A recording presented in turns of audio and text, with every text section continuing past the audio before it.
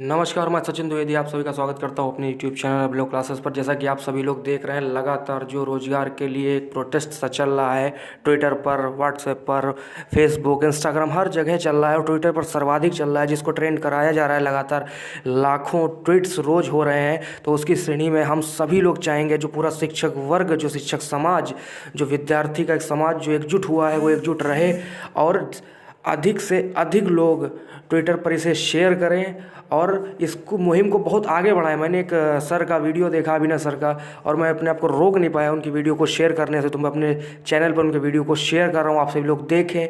और मैं उन टीचरों जो लोग अभी भी नहीं इस संपर्क में जुड़े हैं, उनसे कहना चाहूँगा कृपया सभी लोग जुड़ें। और आप लोगों से भी कहना चाहूँगा, उन लोगों को अनसब्सक्राइब कर दीजिए जो लोग इस मुहिम में नहीं जुड़ रहे हैं। जो आपके नहीं हो सकते हैं, उनसे पढ़ने का भी क्या फ़ायदा है। जो आपके लिए कार्य कर रहे हैं, उनके साथ जुड़ें। चलिए देखते हैं अभिनय सर ने क्या कहा है।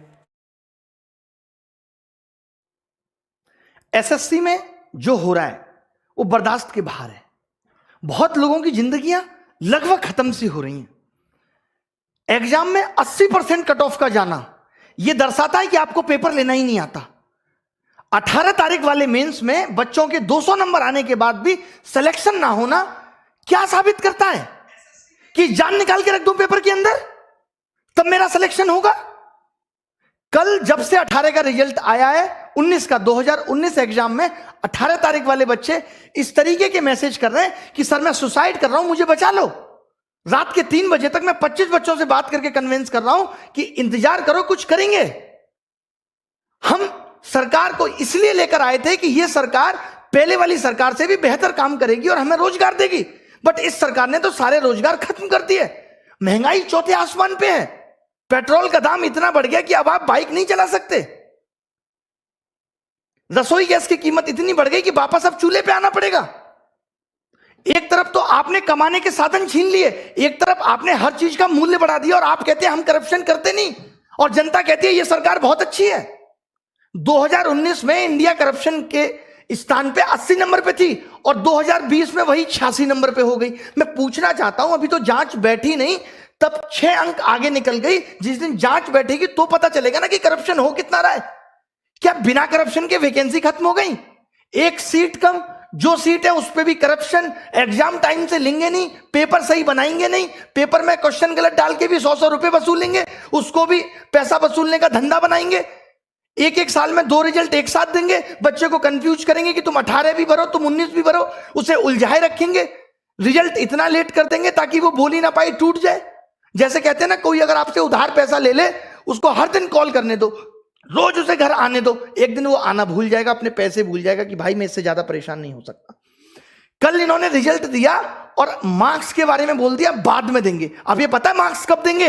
ये मार्क्स देंगे 3 महीने बाद, जब आप लगे होगे 2020 की तैयारी में, आपका ध्यान 2020 की तैयारी में होगा, आप कुछ कह नहीं पाओगे। अरे कब तक सहेंगे हम? अब युवाओं की हुंकार लेके रहेंगे रोजगार। अब अगर रोजगार नहीं मिला ना तो देश सर पे उठा लेंगे। इससे ज्यादा मैं कुछ नहीं कह सकता। हमारी मांगे क्या है? आज ये वीडियो बहुत महत्वपूर्ण है। मैं उन सब लोगों का दर्द बयां कर रहा हूं जो 4-4, 5-5 साल से तैयारी कर रहे हैं और आपकी एक गलती की वजह से उनकी जिंदगी खत्म हो जा रही है। एज रिकॉग्निंग इशू लगातार 2015-16 तक एज अगस्त से काउंट होती थी। अभी कोरोना काल था, आपको छूट दे सकते थे, लेकिन आपने फिर से 1 जनवरी से एज काउंट कर दी। नहीं होने देंगे, आपको अगस्त से वापस काउंट करनी पड़ेगी। एक छोटी सी गलती। अभी जो लोग नए जुड़ेंगे, जिनको पता नहीं है एसएससी के बारे में, मैं उन लोगों को बता दूं कि ये एक मेंस के पेपर को 3 दिन में लेते हैं, 15, 16, 18। 15-16 का पेपर ये नॉर्मल बनाते हैं, 18 का पेपर ये इतना हलवा बना देते हैं जिसमें बच्चों के 200-200 नंबर आते हैं, 190, 195। अब जब ये नॉर्मलाइजेशन करते हैं तो वो सारे बच्चे बाहर हो गए। अब आप एक बात बताइए, जिस बच्चे का नॉलेज बहुत अच्छा था, जो खुद से 200 नंबर ला सकता था, जो बच्चा खुद से 200 नंबर ला सकता था, वो अपना पेपर 1.25 घंटे में करके बैठ गया, तो आपने उसका स्किल कहां टेस्ट किया? वो तो पौना घंटा उसका बर्बाद हो गया पेपर के अंदर। और अब आप कह रहे हो कि आपके जो 200 नंबर थे वो उन बच्चों के मुकाबले कम है और उनको आपने 160 पे ला दिया और उन किसी बच्चों का सिलेक्शन नहीं हुआ। ये कहां की इंसानियत है? अब आपको 2019 का 18 वाला मेंस दोबारा कराना होगा। लड़ाई उस मेंस को दोबारा कराने की है। जब आप 20 लाख बच्चों का प्री 20 दिन में करा सकते हो, तो आप 1.5 लाख बच्चों का मेंस एक दिन में क्यों नहीं करा सकते? क्या आपके पास इतने रिसोर्सेज भी नहीं रहे अब कि आप पेपर का लेवल एक जैसा रख सको?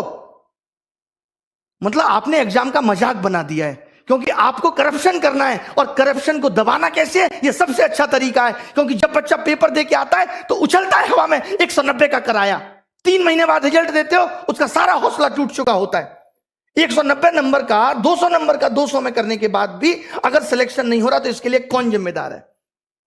पिछले 2 साल से लगातार कट ऑफ 80% जा रही है, इसके लिए कौन जिम्मेदार है? कॉम्पिटिटिव एग्जाम में 80 नंबर कट ऑफ जाना कितना सही है? क्या आप पेपर का स्तर नहीं बढ़ा सकते जिससे आप उन बच्चों को भी सेलेक्ट कर पाए जिनके अंदर वास्तव में टैलेंट है? अगर एसएससी अपने एग्जाम में एबीसीडी देने लगे तो कैसे यह निर्धारित होगा कि कौन बच्चा जॉब के लायक है और कौन नहीं? अब सरकार से हिसाब मांगना पड़ेगा। अब हमें बहुत बड़े बड़े कदम उठाने पड़ेंगे। 2020 के लिए क्या कदम उठाने हैं? प्री क्वालिफाई करो, अगर एक दिन में नहीं करा सकते तो मेंस एक दिन में कराना होगा। 18 नवंबर वाला मेंस दोबारा होना चाहिए। एसएससी के अंदर वेटिंग लिस्ट होनी चाहिए। 80% कट ऑफ क्यों जा रही है? पेपर का स्टैंडर्ड बढ़ाओ, भले ही सिलेबस के अंदर होना चाहिए पेपर। जब इलेक्शन का रिजल्ट 7 दिन में आ सकता है और एसएससी का रिजल्ट अब तक नहीं आया 2018 का, हम 2021 में 2018 का रिजल्ट आपने फाइनल नहीं किया और बच्चों को 2019 का चस्का दे रहे। लो चूटो, लॉलीपॉप है, चूसो भैया। बच्चे को ध्यान ही नहीं है कि उसने 18 भी दिया था, सो गया है वो बच्चा। मोदी जी कहते हैं मैं अभी देश के लिए ऐसा कर रहा हूं, आगे पता चलेगा। डिमोनेटाइजेशन हुआ, आगे पता चलेगा। जैसे एक बाप ये कहे अपने बेटे को रोटी भी ना दे और कहे कि बेटा मैं आगे आने वाली पीढ़ी के लिए कर रहा हूं, आगे आने वाली पीढ़ी के लिए प्रॉपर्टी खरीद रहा हूं। आगे आने वाली पीढ़ी तो जब आएगी जब ये बेटा जिंदा रहेगा। आगे आने वाले लोग तो तब आएंगे जब युवा जिंदा रहेगा, जब हम लोग जिंदा रहेंगे। किसके लिए कर रहे हैं मोदी जी? अब मैंने ये डिसाइड किया है कि 5 दिन के अंदर हम ये हैशटैग चलाएंगे, मोदी _रोजगार_2। 5 दिन के अंदर, यानी आज 25 तारीख को सुबह 11 बजे पहली चीज। और जितनी भी आप देखिए, ये मीडिया जो है पारी हो रही है, ये दिखाती है। ये मीडिया श्वेता का ऑडियो वायरल हो गया, ये दिखाती है। ये मीडिया विनोद दिखाती है। ये मीडिया जोमेटो वाला सोनू दिखाती है। ये मीडिया तैमूर ने किस कलर का कच्चा पहना, ये दिखाती है। इस मीडिया को ये नहीं पता कि युवाओं का दर्द क्या है। अगर मीडिया ने ये टॉपिक नहीं दिखाया, ये अनफेयरनेस नहीं दिखाई, तो आप सबको मेरी कसम है कि सारे मीडिया चैनल्स की वीडियो को जाके रिपोर्ट करो। हम दिखाएंगे कि इनका आईटी सेल हमारी ताकत के सामने कितना तुच्छ है और हम क्या कर सकते हैं। मेरी सब युवाओं से गुजारिश है कि आप सब इनकी वीडियो को जाके डिसलाइक करिए, इनको मजबूर कर दीजिए लाइक डिसलाइक बटन को बंद करने के लिए। इतने कमेंट करिए, इतनी वीडियो इनकी रिपोर्ट करिए, मोदी जी की मन की बात को डिसलाइक करिए। और एक बात जो मैंने पहले भी कही थी, क्योंकि अब यह मुद्दा पूरे देश में फैलना चाहिए, लोगों को पता चलनी चाहिए कि हम किस तरीके से जूझ रहे हैं नौकरी के लिए, कितनी परेशानी हमारे जीवन में है। लोग कह देते हैं सरकार कह रही है ट्विटर ऐप भी बंद हो जाना चाहिए। वाह, कमाल की बात है। मतलब अब इस डेमोक्रेटिक देश में अपनी आवाज उठाना भी दुश्वार हो गया है। आप नहीं कह सकते, आप मर जाइए, आप सुसाइड कर लीजिए, आप जिंदा मत रहिए, बट आप अपनी आवाज नहीं उठा सकते। ये कुछ कुछ मुझे ऐसी बात याद आ रही है, जब मेरी गर्लफ्रेंड से कोई लड़का बात करता था तो मैं उसको नहीं समझा सकता, उस लड़के को जाके कहता था तू उससे बात मत कर। बहुत बढ़िया। अभी एनालिसिस होता था, अब एनालिसिस पे आईबी ने यह कह दिया कि अब एनालिसिस नहीं होना चाहिए, आप एनालिसिस रोक देंगे और जो बच्चा घर घर जाके बताएगा, इससे आपको पता है क्या होगा, अब एनालिसिस भी बिकने लगेगा दूसरी एप्स पे, कि लोग अब एनालिसिस खरीदेंगे, यूट्यूब पे नहीं आएगा और आपको पता नहीं चलेगा। आपको क्या करना चाहिए था कि हर पेपर का हम लेबल बदल देंगे, करो एनालिसिस, कितना करोगे। आप अच्छा कुछ नहीं कर सकते। मतलब सरकार ने जॉब देने को इतना फॉर ग्रांटेड ले लिया है कि इससे उनको कोई मतलब नहीं है किसी की जॉब लगे किसी की नहीं। जब इस देश में चुनाव दोबारा हो सकता है तो 2019 का 18 नवंबर वाला पेपर भी दोबारा हो सकता है, और क्यों ना हो। आपने ऐसा पेपर क्यों बनाया कि बच्चे के 200 नंबर आए, और जब बच्चे के 200 नंबर आए तो आपने उसे क्यों बाहर कर दिया, किस बेसिस पे आपने उसे बाहर कर दिया, हमें इसका जवाब चाहिए। अब रिफॉर्म्स होके रहेंगे।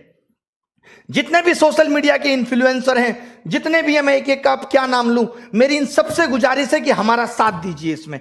जितने भी बड़े बड़े टीचर हैं जिनको लोग बहुत जानते हैं, उन सबसे मेरी गुजारिश है कि आप वीडियो बनाएं। मैं स्पेशली नाम लेता हूं यहां पे लोगों का।